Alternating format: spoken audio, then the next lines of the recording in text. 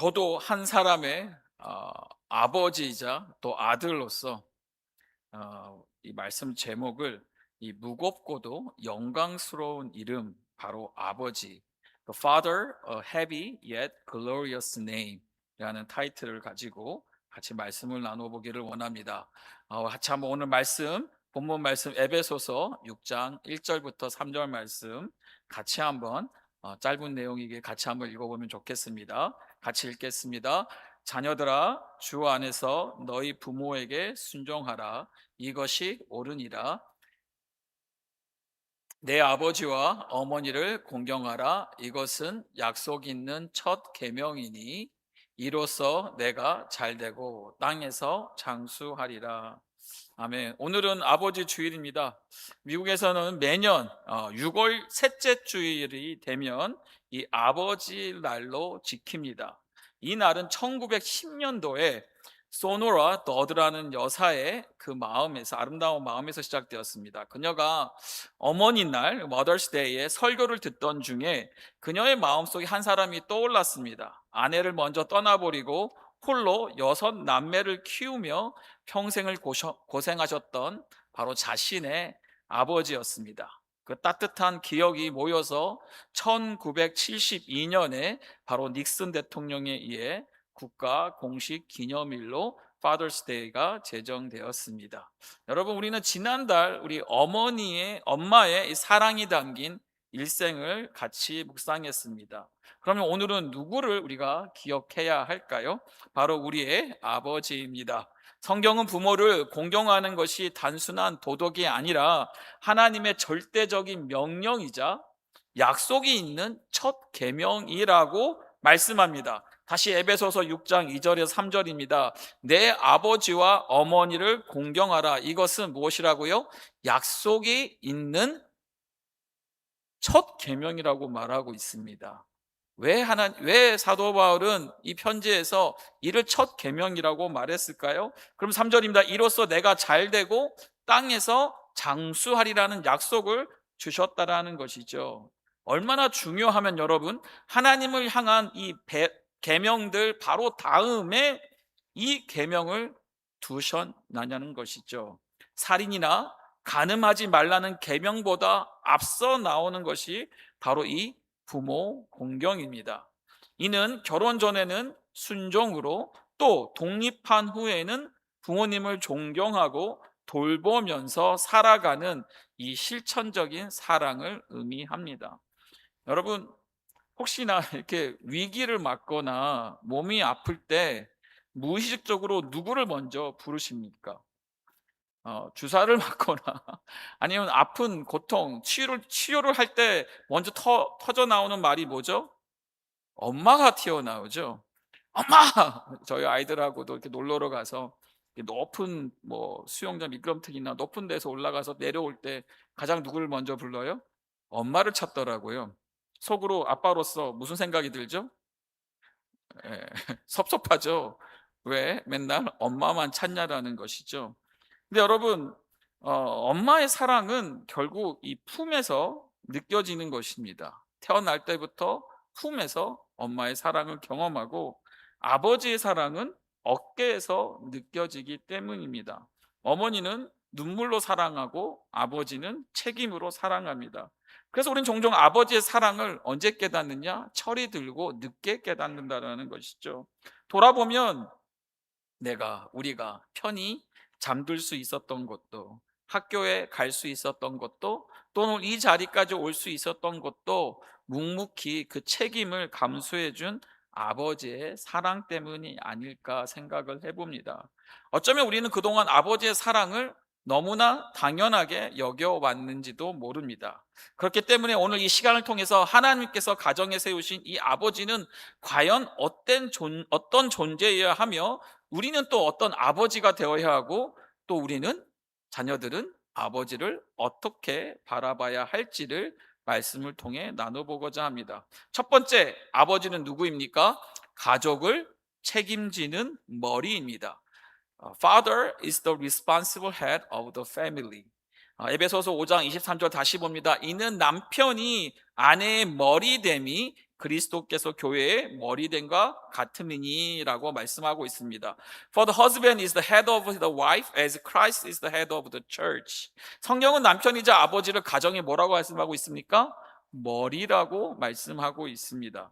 그런데 여기서 이 머리란 군림하는 독재자가 아니라 책임을 지는 리더를 의미합니다.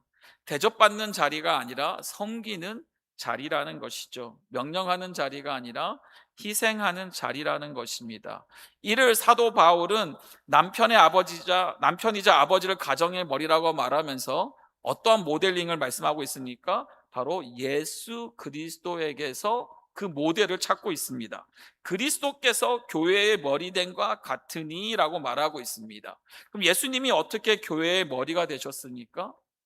예수님은 힘으로 교회를 다스리지 않으셨습니다. 사랑으로 섬기셨습니다. 자신의 권리를 주장하지 않으셨습니다. 오히려 교회를 위해 무엇을 주셨습니까? 목숨을 내어 주셨습니다. 십자가에서 죽기까지 순종하심으로 그 무거운 책임을 감당하셨습니다. 그래서 성경이 말하는 아버지의 리더십은 예수님이 보여주신 것처럼 무엇입니까? 내 뜻을 고집하는 것이 아닙니다. 다시 말하면 가정을 하나님의 뜻, 내 뜻이 아니라 하나님의 뜻대로 인도하는 것이 가정의 머리 된 아버지의 역할이라는 것이죠. 어려운 결정 앞에서 성경적인 방향을 제시하고 위기의 순간에는 책임을 지고 가족이 흔들릴 때 중심을 붙잡아 주는 것이 아버지의 역할이라는 것입니다. 그리고 이 자리는 물론 영광스럽지만 동시에 외롭고 무거운 자리입니다. 혹시 여러분들 영화 국제시장을 보셨습니까? 영화의 주인공인 이 아버지 덕수는요, 6.25 전쟁 당시에 흥남 철수 작전 속에서 아버지와 가슴 아픈 이별을 합니다.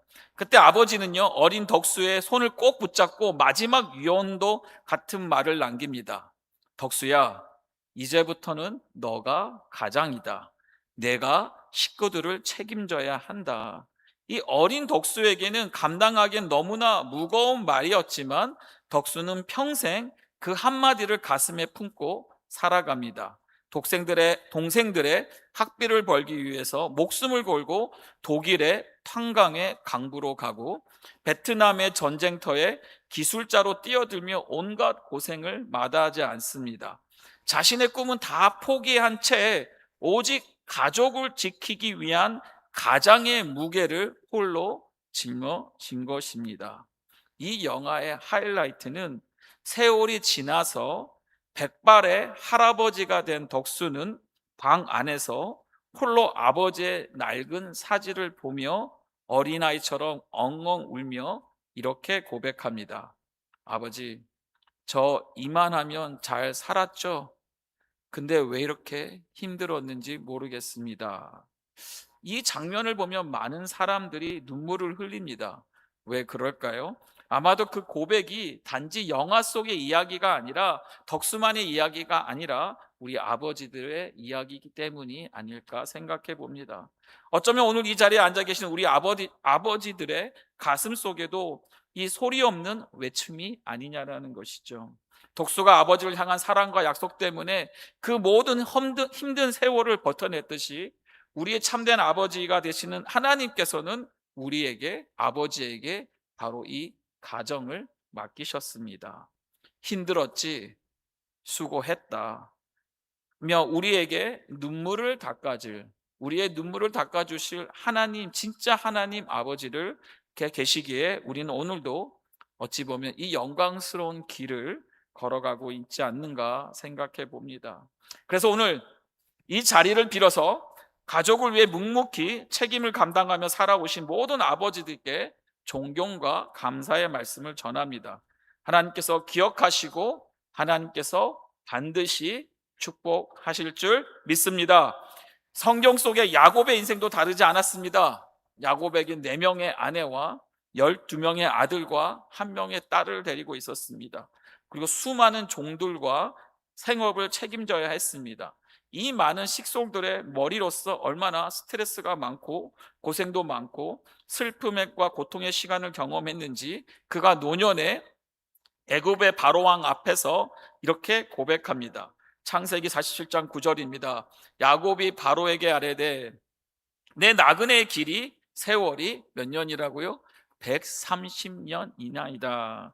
내 나이가 얼마 못 되니 우리 조상의 나그네 길에 연조에 미치지 못하나. 어떤 세월을 보내었다고 고백합니까? 험난한 험악한 세월을 보내었다라고 말합니다.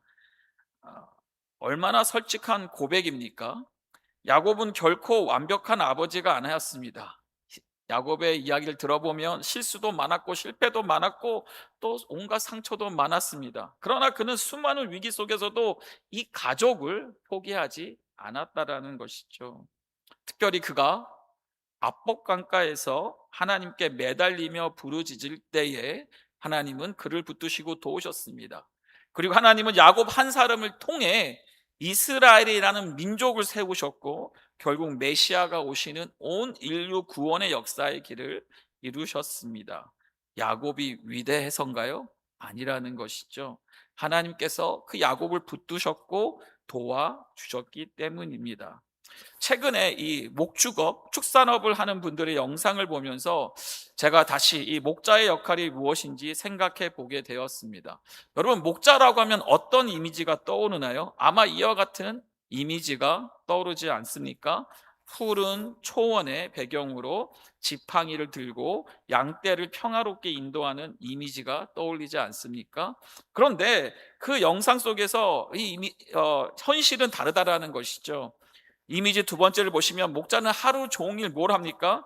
양들과 함께 생활하고 먹고 돌보고 병든 양을 치료한 다음에 길은 잃은 양을 찾아 나서기도 하고 무엇보다도 이른 아침부터 매일 반복해서 해야 하는 일 가운데 하나는 바로 양들의 무엇을 한다고요? 배설물을 치우고 우리를 청소하는 일이라는 것이죠. 냄새나고 힘들고 아무도 알아주지 않는 일입니다. 하지만 이 목자는 왜 이렇게 하는 겁니까? 양들을 사랑하기 때문에 그 굳은 일을 마다하지 않는다라는 것이죠. 좋은 아버지는, 좋은 머리는, 좋은 리더는 결국 가장 낮은 곳에서 섬기는 사람입니다. 그리고 이것이 바로 예수님께서 보여주신 참된 리더의 모습이라는 것이죠. 오늘도 가족을 위해 쉴 틈 없이 묵묵히 살아가고 계시는 아버지 여러분들, 때로는 알아주는 사람이 없고 때로는 가족에게도 인정받지 못하는 것 같고 모든 책임이 내 어깨에만 있는 것 같아 도망치고 싶을 때가 있으신 줄 압니다. 더 잘하려면 더 어렵습니다. 그래서 어떤 아버지들은 이 일을 감당하지 못해 그 자리를 떠나기도 하고 책임을 외면하기도 합니다. 하지만 기억해야 될 것이 무엇일까? 결국 하나님은 여러분을 그 자리에 홀로 두지 않는다라는 사실입니다. 하나님이 맡겨신 사명이기 때문에 누가 주실까요? 바로 하나님께서 공급하신 은혜로 우리는 감당할 수 있다라는 것입니다. 견딜 힘을 주시고 결정할 지혜를 주시며 필요한 물질을 채워 주신 것이라는 것이죠. 왜 그렇습니까? 바로 아버지가 가정의 머리로 잘 세워지는 것이 누구의 뜻이에요? 바로 하나님의 뜻이기 때문입니다. 사랑하는 아버지 여러분, 머리로, 리더로 여러분의 수고와 눈물은 결코 헛되지 않습니다. 우리 하나님은 다 알고 계십니다. 기억하고 계십니다. 그리고 반드시 축복하십니다. 하나님께서는 완벽한 아버지가 되라고 우리에게 말씀하지 않으십니다. 다만 하나님을 의지하고 또 끝까지 책임지는 아버지, 포기하지 않는 아버지가 되기를 바라시는 것이죠. 그랬을 때 우리의 가정을요, 은혜 가운데 끝까지 우리 하나님께서 인도해 주시라 믿습니다. 가정을 사랑으로 책임지는 영적 리더의 길, 그것이 아버지에게 주신 첫 번째 사명입니다. 두 번째는 아버지는 누구입니까? 가족을 보호하는 목자입니다. 아버지에게 맡겨진 또 하나의 중요한 사명은 이 가족을 보호하는 것입니다. 성경에서는 목자는 단순히 양을 먹이고 돌보는 사람이 아닙니다. 이리가 나타나고 온갖 짐승들, 맹수들이 공격해 올 때 누가 가장 앞에 서서 그 양들을 보호합니까? 바로 양들을 지키는 목자라는 것이죠. 마찬가지로 하나님은 아버지를 가정의 목자로 세우셨습니다. 가족을 영적으로, 정신적으로, 육체적으로 또 사회적 모든 위험으로부터 보호하고 지키라고 보호자로 세우신 것입니다. 아브라함을 보기 바랍니다. 비록 자기 친아들은 아니었지만 조카 롯과 그의 가족이 전쟁에 휘말려 포로로 끌려갔을 때 아브라함은 어떻게 행동합니까? 숨지 않고 그 롯을 쫓아서 달려갑니다. 상대는 거대한 연합군이었고 수적으로는 비교도 되지 않았지만 그는 집에서 훈련된 종들을 데리고 직접 전쟁터로 뛰어들었습니다. 왜 그렇게 했습니까? 바로 아버지의 사랑이라는 것이죠. 아버지의 사랑은 책임을 회피하지 않고 위험 앞에서 물러서지 않기 때문입니다. 오늘날 아버지들도 마찬가지입니다. 자녀들의 미래와 안전을 위해서라면 자신의 안락한 쯤은 얼마든지 뒤로 미룹니다. 그것이 바로 아버지의 사랑입니다. 근데 성경이 말하는 이 보호는 단순히 돈을 벌어서 가족을 먹여 살리라는 것에서 끝나지 않습니다. 가장 중요한 보호가 무엇일까요? 바로 자녀의 영혼을 지키는 보호입니다.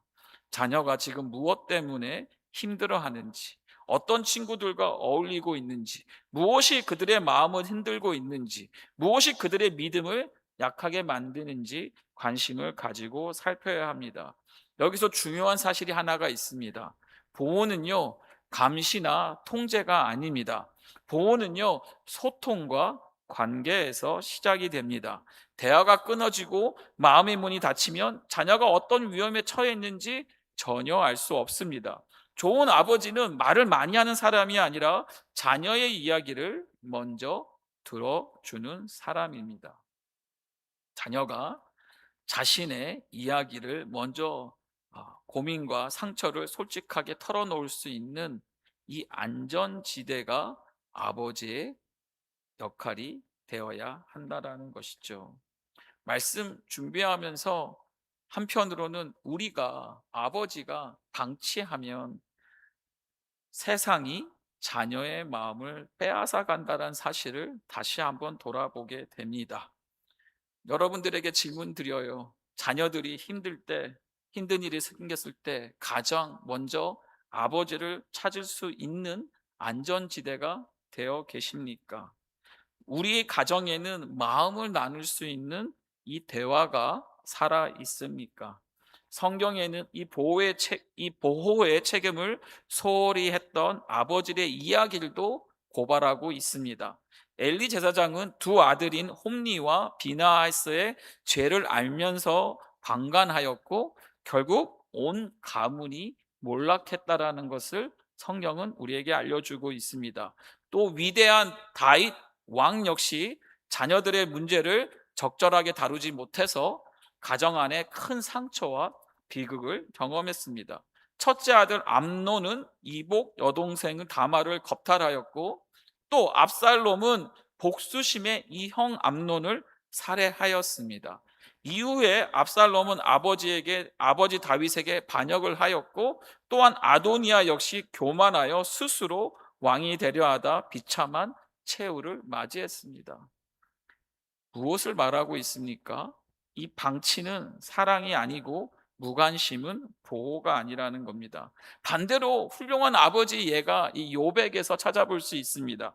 그는 자녀들이 생일 파티를 하고 난 다음에 혹시라도 자녀들이 실수로 모르게 하나님 앞에 죄를 범했을까 봐 염려하여서 아버지 욥은 어떻게 합니까? 그때마다 자녀의 명수대로 제사를 드렸습니다.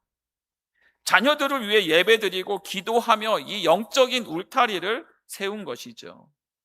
욥은 자녀들의 세상적인 성공보다 그들의 영혼의 무엇을요? 깨끗함을, 거룩함을 더 중요하게 여긴 것을 볼 수가 있습니다.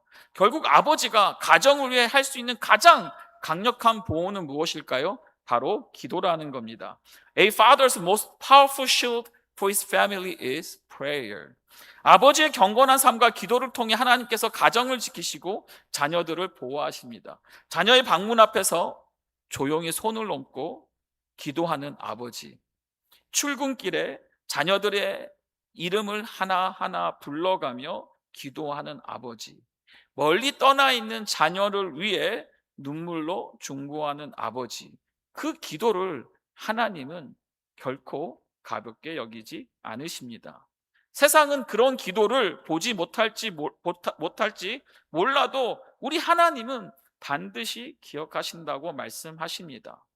아브라함의 중보 기도를 통해서 이 멸망의 섬 소돔에서 롯의 가족이 구원을 받았던 것처럼 아버지 한 사람의 기도는 가정을 살리는 통로가 될 수 있을 줄 믿습니다. 그러게 다시 한번 더 질문합니다. 우리 사랑하는 아버지 여러분들, 자녀의 성적보다 자녀의 영혼을 더 걱정하고 계십니까? 좋은 대학보다 하나님과의 관계를 더 중요하게 여기고 계십니까? 마지막으로 이 자녀의 이름을 불러가면서 간절히 기도했던 것이 여러분 언제였습니까? 오늘 하나님은 아버지들에게 말씀하십니다. 너의 자녀의 내일만 책임지려 하지 말고 그 영혼을 지켜야 한다. 여러분, 물질을 공급하는 아버지도 귀합니다. 그러나 하나님께서 기뻐하시는 아버지는 거기서 한 걸음 더 나아가 자녀들의 영혼을 위해 기도의 울타리를 세우는 아버지인 줄 믿습니다. 이것이 하나님께서 아버지에게 두 번째 맡기신 사명이자 가족의 영과 육을 보호하는 목자가 되는 것입니다. 세 번째, 아버지는 자녀가 가장 먼저 읽는 신앙의 교과서입니다. Father is child's first living textbook of faith. 아버지는 단순히 가족을 부양하는 사람이 아닙니다. 하나님께서는 아버지를 가정의 영적인 선생이자 또 가정의 목사, 목회자로 세우셨다는 사실을 기억하시기 바랍니다. 신명기 6장 7절은 이렇게 말씀합니다. 내 자녀에게 부지런히 가르치며 집에 앉았을 때든지 길을 갈 때든지 누워 있을 때든지 일어나 있을 때든지 무엇하라고 말씀하십니까? 이 말씀을 강론할 것이며. 참 말씀 보면서 목사님만 설교할 것이 아니라 누가 해야 된다고요? 아버지들도 가정에서 자녀들에게 하나님의 말씀을 가르쳐야 한다는 것이죠. 하나님은 자녀의 신앙 교육을 교회 학교에만 맡기지 않으셨습니다. 1차적인 책임자로 이 부모에게, 특별히 아버지에게 맡기셨습니다. 그런데 여러분, 자녀들은 아버지의 말을 듣고 자라기보단 무엇을 보고 자랍니까? 아버지의 모습을 보고 자란다는 사실이죠. 아버지가 무엇을 중요하게 여기는지, 돈을 어떻게 쓰는지, 어떻게 말하고 어떻게 예배하는지, 또한 어려움 앞에서 어떻게 기도하고 어떤 선택을 하는지를 보면서 그 인생을 배우는 것입니다.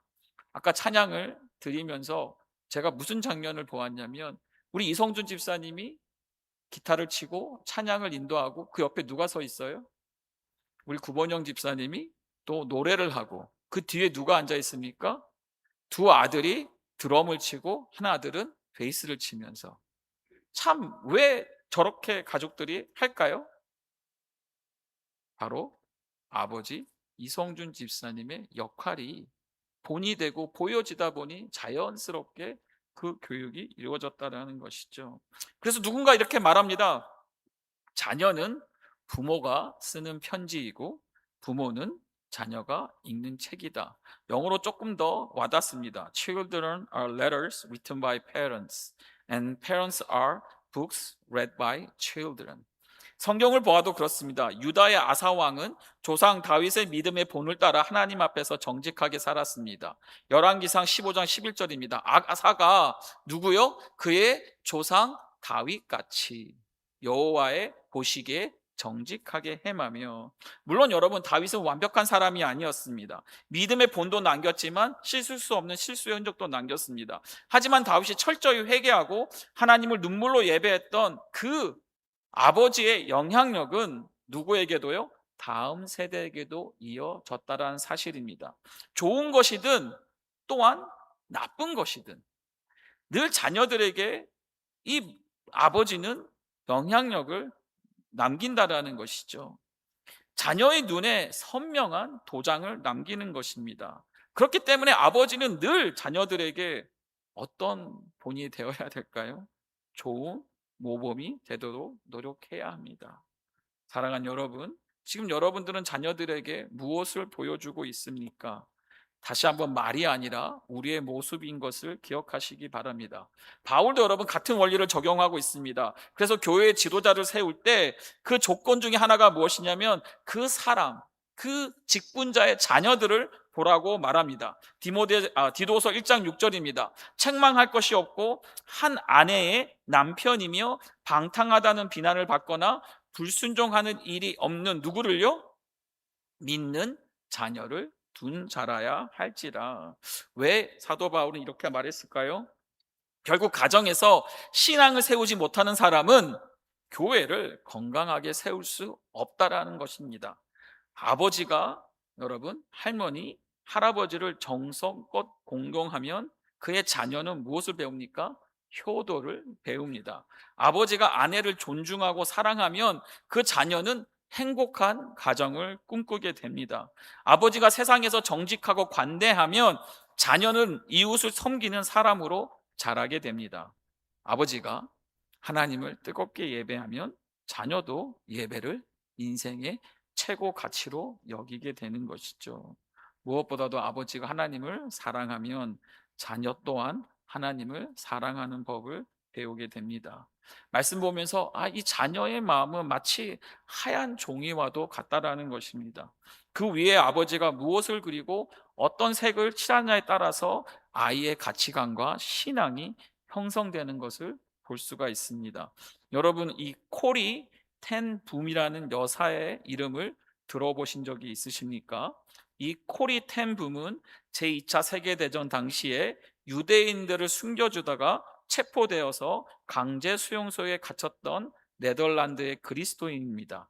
사진을 띄워주시면 그녀는 가족을 잃는 엄청난 고난을 겪었지만 전쟁 후에는 전 세계를 다니며 이 용서와 복음을 전한 믿음의 사람이었습니다. 그리고 그의 책에 주님은 나의 피난처라는 책으로도 잘 알려져 있습니다. 그런데 여러분, 이 코리의 신앙의 간증 속에 자신의 신앙의 뿌리를 이야기할 때마다 아버지였던 캐스퍼 텐 붐을 종종 거론합니다.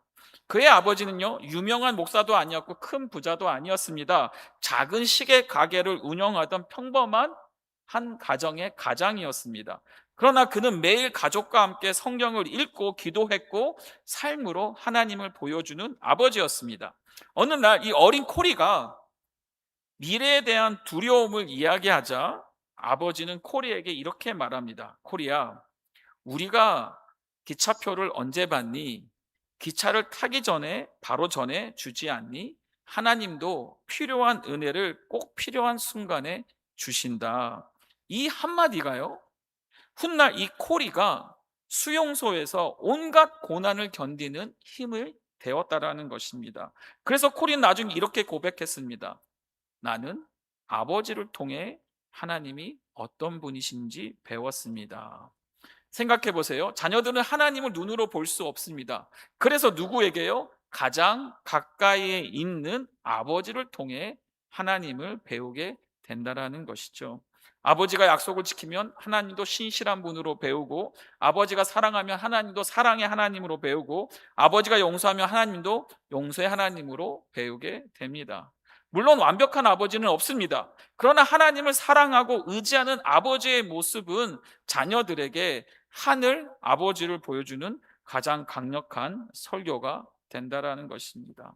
그래서 하나님은 아브라함을 택하시며 자녀들에게 하나님의 길을 가르치라고 말씀하셨습니다. 창세기 18장 19절입니다. 내가 그로 그 자식과 건속에게 명하여 여호와의 도를 행하게 하려고 그를 택하였나니.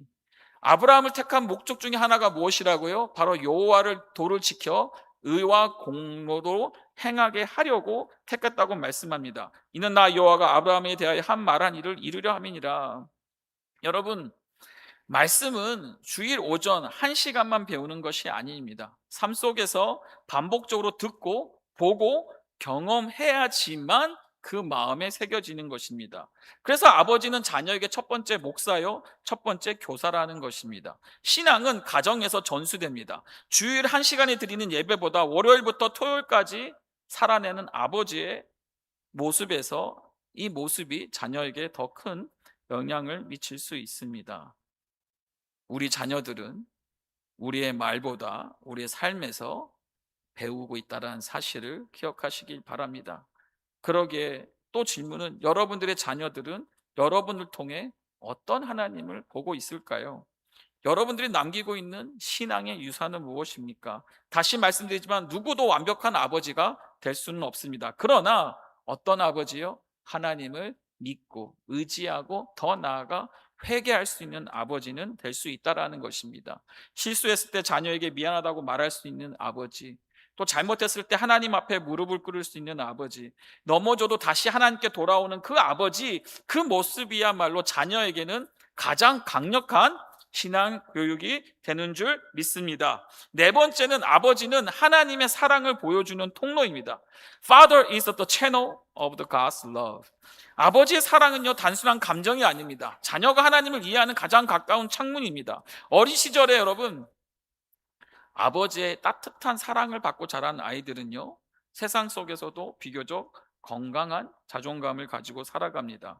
무엇보다 여러분, 하나님을 사랑의 아버지로 받아들이는데 큰 어려움이 없습니다.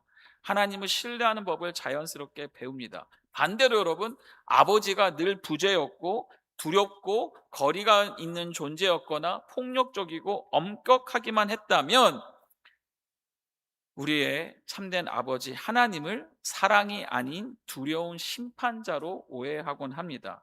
오늘날 현대 사회의 수많은 문제들, 우울증, 분노, 중독, 관계의 어려움, 심지어 정체성의 혼란과 결핍 등 이 모든 것의 원인을 이 가정 안에서의 아버지의 부재와 사랑의 결핍에서 비롯된다는 사회학적 보고가 많습니다. 아버지의 자리는 단순히 생계를 유지하는 자리가 아니라 한 아이의, 한 사람의 인생과 정체성을 형성하는 가장 강력한 영적인 영향력의 자리입니다. 그렇다면 여러분, 우리는 이 참된 아버지의 사랑을 어디에서 볼 수가 있을까요? 복음은 우리에게 이 완전한 아버지를 이 탕자의 비유 속에서 보여줍니다. 아들이 물려받은 모든 재산을 탕진하고 거지가 되어 돌아왔을 때 이 탕자의 아버지는 어떻게 반응하죠? 저 멀리서부터 아들을 기다리고 있다가 아들이 오는 것을 보고 달려갑니다. 그리고 그 아들을 보자마자 목을 끌어안고 입을 맞추고 그 자리에서 다시 그 아들의 색동 옷을 입히며 가락지를 끼게 하며 그 아들의 모든 것을 회복시키는 장면이죠. 그 아들이 너는 나가서 무엇을 하고 사다 와다 거지로 돌아왔냐 하면서 정죄하는 장면은 없습니다. 이것이 우리에게 무엇을 알려준 겁니까? 바로 넓으신 하나님 아버지의 사랑이라는 것이죠.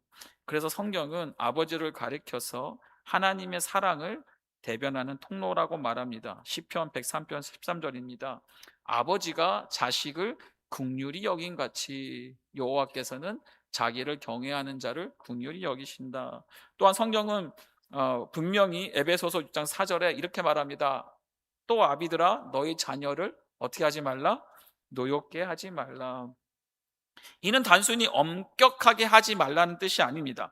아버지는 자녀들에게 엄하고 근엄한 유교적인 모습보다는 자비롭고 긍휼이 풍성한 하나님 아버지의 사랑을 가정에서 보여주라는 하나님의 명령이자 초대입니다.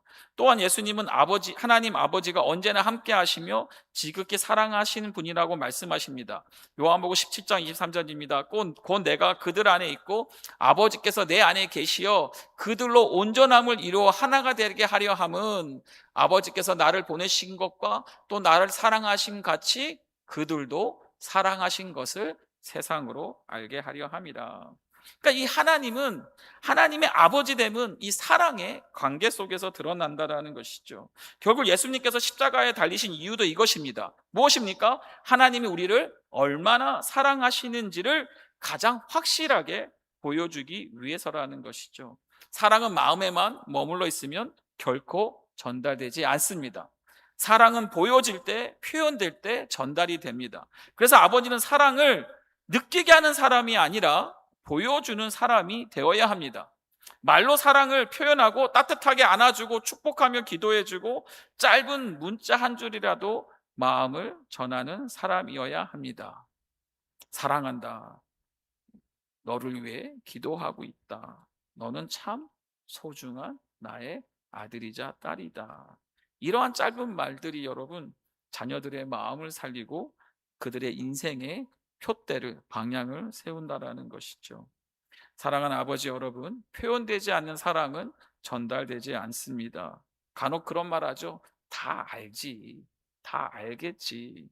근데 여러분, 하나님께서 우리에게 너 다 알지, 다 알겠지라고 하셨습니까? 하나님께서는 독생자 예수 그리스도를 내어 주심으로 자신의 사랑을 확실하게 보여주셨다라는 것이죠. 그러기에 우리도 우리 자녀들에게 그 사랑을 확실하게 보여주는 통로로 부름받았음을 기억하시기 바랍니다. 마지막으로 질문합니다. 여러분 사랑을, 우리는 우리 사랑을 자녀에게 충분히 표현하고 계십니까? 아니면 마음속에만 담아두고 있습니까? 우리 자녀는 아버지인 나를 통해 하나님의 아버지 사랑을 배우고 있습니까? 이것이 하나님께서 아버지에게 맡기신 네 번째 사명입니다. 하나님의 사랑을 보여주는 통로가 되라는 것이죠. 말씀 맺도록 하겠습니다. 우리에게는 완전한 아버지가 계십니다. 사랑하는 여러분, 오늘 아버지 주일을 맞아서 하나님께서 우리에게 주신 은혜를 다시 함께 묵상합니다. 우리는 먼저 육신의 아버지들에게는 격려를, 자녀들에게는 사랑과 존중의 결단을 다시 세우기를 원하십니다. 오늘 예배가 끝나고 나서 혹은 이 자리를 떠나기 전 여러분 마음속에만 머물러 있던 이 사랑의 행동을 옮겨보시면 좋겠습니다. 첫째는 말로 표현하는 거죠. 아버지 고맙습니다. 아버지 사랑합니다. 또한 아버지는 자녀들에게 아들아, 딸아, 너는 참으로 귀하고 소중한 나의 하나밖에 없는 자녀이다. 둘째는 여러분 손을 잡고 축복 기도해 주시기를 바랍니다. 또 셋째는 따뜻하게 안아주기 바랍니다. 또 네 번째는 다정한 문자 메시지도 보내주시기 바랍니다. 이 작은 표현들이 관계를 살리고 가정을 회복시키는 은혜의 시작이 될 수 있습니다. 마지막으로 책임의 무게 앞에 어깨가 처져 있는 이 땅의 아버지들에게 말씀드리고 싶습니다. 완벽한 아버지가 되지 못했다고 해서 낙심하거나 자책하지 않으시기를 바랍니다. 우리 가운데 완벽한 아버지는 단 한 사람도 없습니다. 아브라함도 연약했고 야곱도 흔들렸으며 다윗도 실패했습니다. 성경은 육신의 아버지의 완벽함을 요구하지 않습니다. 오히려 부족한 아버지를 끝까지 붙드셔서 은혜의 축복의 통로로 사용하시는 하나님 아버지의 완벽함을 증거할 뿐입니다. 그래서 우리 아버지의 사명은요, 짐이 아니라 은혜입니다. 억지로 감당해야 할 무거운 의무가 아니라 하나님의 아버지의 사랑을 받아서 흘려보내는 그런 통로의 삶이라는 것이죠. 사랑하는 아버지 여러분, 부족하다고 낙심하지 않으시기 바랍니다. 완벽한 아버지가 되려고 애쓰기보다 완벽하신 하나님 아버지를 보면서 닮아갈수록 노력하시기 바랍니다.